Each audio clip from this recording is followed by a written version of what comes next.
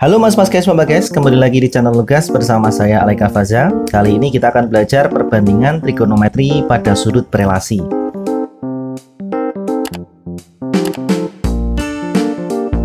Sebelum kita mempelajari lebih lanjut tentang materi perbandingan trigonometri pada sudut berelasi, saya ingatkan kembali tentang perbandingan trigonometri pada sudut istimewa atau di kuadran 1 gitu ya mas guys, mbak guys. Nah, kalian tahu nggak kenapa disebut sudut istimewa? Nih, sudut istimewa. Karena pakai telur. Ya, nggak gitu juga, keles. Maksudnya gini, mas guys, ya. Kenapa kok disebut sudut istimewa? Karena sudut-sudut yang digunakan itu, nilai trigonometrinya membentuk suatu nilai, bisa dikatakan semacam barisan ya. Gini. Jadi kalau sin 0 derajat, hasilnya kan 0 ya. Kemudian sin 30 hasilnya setengah, 45 hasilnya setengah akar 2, dan seterusnya sampai 90 ini ya. Nah, kalau kita tulis sebenarnya bisa juga dalam bentuk yang unik ya. Jadi setengah akar 0 ya. Kemudian setengah akar 1, kemudian setengah akar 2, kemudian setengah akar 3, dan yang terakhir setengah akar 4. Nah, jadi semacam kayak ada polanya ya, pola barisan gitu ya. Setengah akar 0, setengah akar 1, dan seterusnya. Nah, sebenarnya kan setengah akar 0 itu bisa kita ubah menjadi 0 ya, karena akar 0 kan nilainya 0, 0 kali setengah hasilnya 0 gitu ya. Kemudian setengah akar 1, karena akar 1 itu 1 dikalikan setengah ya, hasilnya setengah gitu. Setengah akar 2 dan setengah akar 3 ini nggak bisa kita akarkan karena 2 dan 3 bilangan prima ya, nggak bisa kita akarkan, maka bisa kita tulis ulang ya, setengah akar 2 sama setengah akar 3. Kemudian setengah akar 4, akar 4 nya itu kan 2 ya, 2 kali setengah hasilnya 1. Jadi kalau sin seperti ini. Nah, kalau cos bagaimana? Kalau cos dibalik. Mulainya dari setengah akar 4, setengah akar 3, setengah akar 2, setengah akar 1, sama setengah akar 0. Nah, itu istimewanya di situ ya. Kemudian bagaimana kalau tangen? Nah, tangen itu adalah perbandingan antara sin dengan cos ya. Jadi misalkan kita mau cari tangen 30 derajat. Nah, kalau kita lupa, sebenarnya kalian hanya perlu menghafalkan sin sama cosnya ya. Tangen itu perbandingan antara sin sama cosnya. Sin 30 per cos 30 sama dengan berapa? Sin 30 setengah, kemudian cos 30 setengah akar 3. Nah, tinggal kita rasionalkan ya, akar 3 per akar 3. Nah, ini setengahnya kita coret, jadinya ini kan 1 ya, 1 kali akar 3 jadinya akar 3. Akar 3 kali akar 3, 3. Jadinya sepertiga akar 3. Ini kalau ditulis dalam bentuk yang berbeda ya. Jadi sebenarnya kalian hanya perlu menghafal nilai sin sama cosnya. Kalau lupa dengan nilai tangen ya tinggal cari saja perbandingan antara sin sama cosnya. Itu tips dari saya ya untuk menghafalkan atau untuk mengetahui ya nilai perbandingan trigonometri pada sudut istimewa untuk sin, cos, dan tangen. Nah, sekarang kita lanjutkan ke materi berikutnya ya mas guys. Nah, sekarang kita akan belajar untuk nilai trigonometri di berbagai kuadran, khususnya di tanda negatif dan positifnya ya. Ini fokus pada tanda positif atau tanda negatifnya. Kalau kuadran 1 masih ingat nggak kalian? Sudutnya antara berapa sampai berapa derajat? Iya, betul ya. Dari 0 derajat sampai 90 derajat, ini kuadran 1. Kuadran 2 sudutnya antara 90 derajat sampai 180 derajat. Kuadran 3 berapa? 180 derajat sampai 270 derajat. Kalau kuadran 4 270 sampai 360 ya. Jadi ini pembagian nilai sudut di masing-masing kuadran. Kemudian setiap kuadran ini ada nilai trigonometri yang menghuni ya. Jadi kayak penghuni kuadran ya. Jadi kalau kuadran 1 itu semua trigonometri ya, baik sin, cos, tangen itu semuanya positif. Jadi semuanya positif. Kalau kuadran 2 yang positif hanya sin saja ya, sin positif.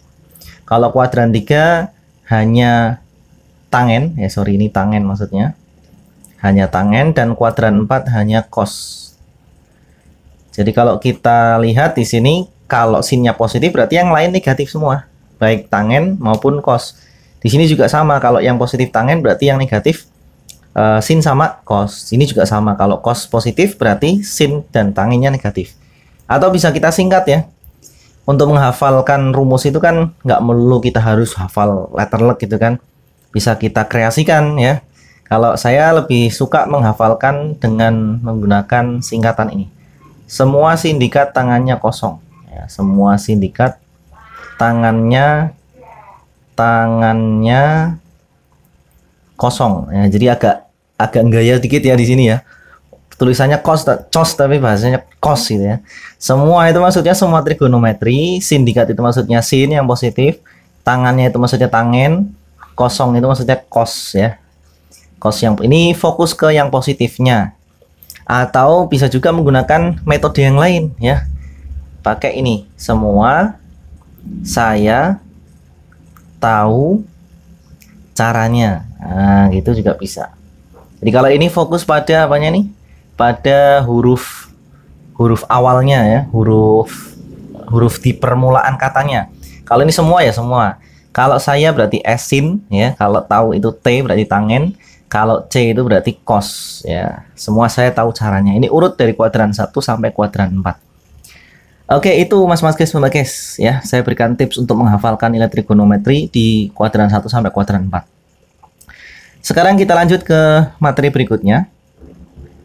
Ini adalah rumus-rumus sudut berelasi. Rumus-rumus perbandingan trigonometri sudut berelasi maksudnya. Ada berapa rumus nih? Ini ada 3. Ya, saya tulis dulu. Ini 3 rumus.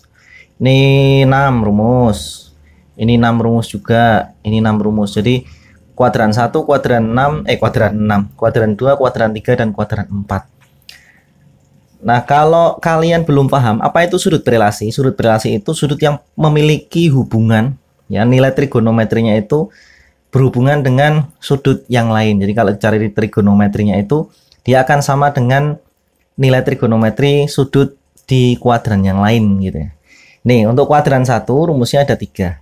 Rumus kuadran 2 ada 6, rumus kuadran 3 ada 6, dan rumus kuadran 4 ada 6. Wah, nggak kebayang ya. Kalau kita disuruh menghafalkan ke berapa ini? 21 rumus ini. Dalam waktu yang relatif singkat kita nggak mungkin menghafalnya. Ya, sangat tidak bijaksana ya saya kira. Ya nggak mas guys. Menghafalkan sekian rumus, 21 rumus dalam waktu yang relatif singkat. Dan juga nanti saya yakin kalau semakin banyak yang dihafal, semakin banyak yang dilupakan gitu ya. Makanya jangan menghafalkan tapi memahami. Nah, untuk yang rumus ini saya punya tipsnya untuk kalian. Ada 2 hal yang perlu kalian perhatikan. Yang pertama adalah dia itu di kuadran berapa ya, kuadran berapa, di kuadran berapa dulu. Kemudian yang kedua adalah relasi yang kita gunakan ya. Relasi yang kita gunakan itu yang seperti apa ya. Jadi 2 hal ini yang paling penting yang harus kalian perhatikan.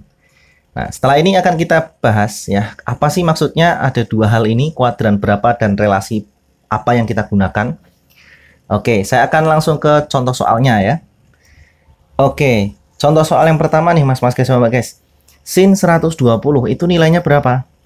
Nah, kalau kita ingat di bagian sebelumnya, di slide sebelumnya, itu kan ada 2 hal. Yang pertama di kuadran berapa, ya enggak? Di kuadran berapa sih sudutnya? Ini sudut yang dimaksud adalah 120 derajat ini ya.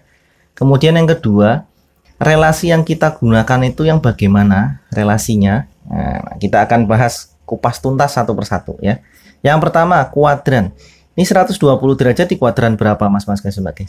Ini di kuadran 2. Masih ingat nggak nilai trigonometri untuk sin di kuadran 2 itu positif atau negatif?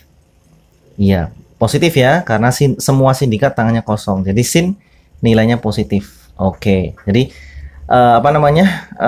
di kuadran berapa sudut tersebut berada itu pengaruhnya pada nilai positif dan negatifnya. Oke, berarti ini nilainya positif ya, nanti hasilnya nilainya positif. Kemudian yang kedua adalah relasi yang akan kita gunakan ya. Coba perhatikan ya. Saya akan menggunakan 2 relasi. Yang pertama, sin 120 saya ubah menjadi sin 1 kali 90 derajat ditambah 30 derajat. Nah, jadi ini paling penting, ini paling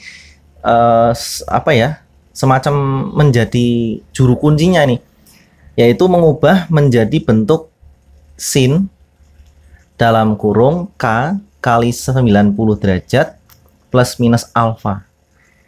Nah, ini yang paling penting adalah nilai K-nya. Jadi dia kelipatan genap dan ganjil itu nanti pengaruh. Nanti akan kita bahas bagaimana yang genap ya. Ini kan kita sudah ubah menjadi bentuk K yang ganjil ya. Jadi kelipatannya selalu menggunakan 90 derajat. Ya. Oke, kita lanjut. Sekarang apa pengaruhnya kalau dia ganjil? Nah, kalau dia ganjil, maka sin ini berubah menjadi cos nih, Mas guys. Ya, kalau ganjil, sin berubah menjadi cos. Tapi ingat di sini tanda positifnya kita ikutkan ya. Positif. Nah, sinnya karena ini ganjil, kelipatan ganjil, maka berubah menjadi cos. Nah, kemudian kita tinggal ambil sudut yang di sebelah sini, ya, yang berada di ujung sini. Nggak pengaruh ini mau plus atau min, ya. Yang penting sudut yang di sini kita masukkan. Jadinya cos 30. Nah, seperti ini. Nah, sekarang kita ingat kembali sudut-sudut di kuadran 1, ya, sudut-sudut istimewa nih. Cos 30 nilainya berapa?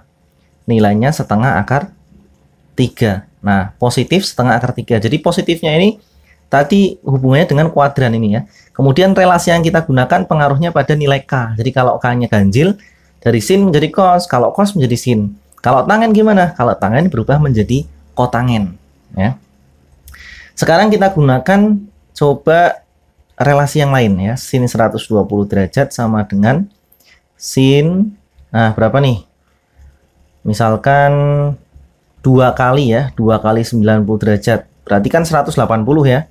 Nah, kalau biar ada 120 berarti dikurangi 60. Gitu ya. Jadi, yang pertama ini menggunakan 90 tambah 30. Yang kedua menggunakan 180 dikurangi 60. Yang penting nanti nilai akhirnya itu 120 derajat. Gitu Mas guys ya. Nah, karena di sini nilainya genap, nilai K-nya ya, genap, maka tidak terjadi perubahan pada trigonometrinya. Masih utuh sin ya.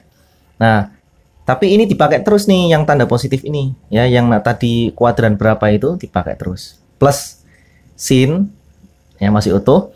Nah, sekarang kita gunakan yang ini 60 derajat. Jadi nggak pengaruh ya di sini mau negatif mau positif, dia nggak ngaruh. Yang penting masukkan aja sudut yang berada di sini ya.